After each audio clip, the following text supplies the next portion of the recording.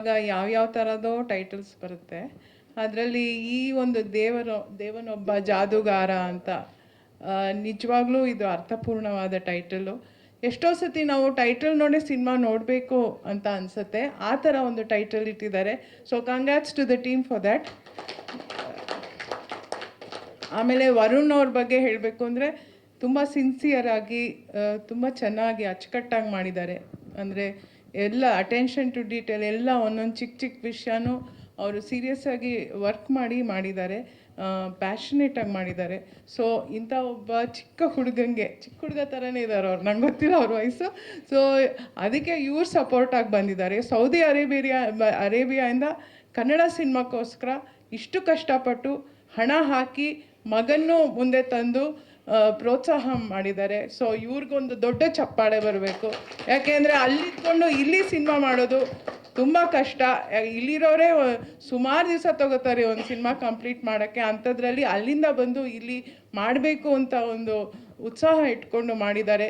ಅದಕ್ಕೆ ಮೀಡಿಯಾದವ್ರು ಎಲ್ಲರೂ ಪ್ರೋತ್ಸಾಹ ಮಾಡಬೇಕು. ಹಾಗೆ ನನ್ನ ಪಾತ್ರ ಬಗ್ಗೆ ಹೇಳಬೇಕು ಅಂದರೆ ನನಗೆ ಇದರಲ್ಲಿ ಒಂದು ವಿಭಿನ್ನ ಪಾತ್ರ ಇದೆ. ಹೇಳ್ಬೋದು, ನಾನು CM ರೋಲ್ ಮಾಡ್ತಾ ಇದ್ದೀನಿ, ಇದರಲ್ಲಿ ಮಾಡಿದ್ದೀನಿ. So it's a new role for me and new dimension to my character, to my personality. So ಮುಂದೇನೂ ಇಂಥ ರೋಲ್ಗಳು ಬಂದರೆ ಮಾಡೋಕ್ಕೆ ಇಷ್ಟಪಡ್ತೀನಿ. ಯಾಕೆಂದರೆ ಒಂದೇ ಥರ ಅಮ್ಮ ಮಾಡಿ ಸುಸ್ತಾಗಿದ್ದೀನಿ. So thanks Varun for that and thank you Sachin.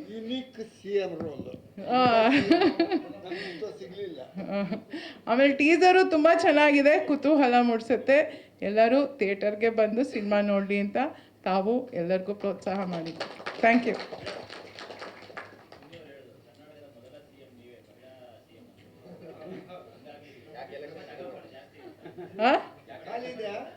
ಟಗಫರ ಇವಾಗ ಆಗ್ತಿರೋ ಟಗಫರ್ ಅಂತೂ ಇರಲ್ಲ ಆಯ್ತಾ.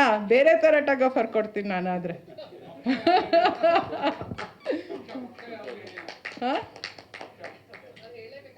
ಏನು ಪಕ್ಷನ ಅವೆಲ್ಲ ಹೇಳಲ್ಲ. ಸರಿ ಕೇಳಿದ್ರಿ, ಕಾನ್ಫಿಡೆನ್ಷನ್ ಎಲ್ಲ ಹೇಳಲ್ಲ.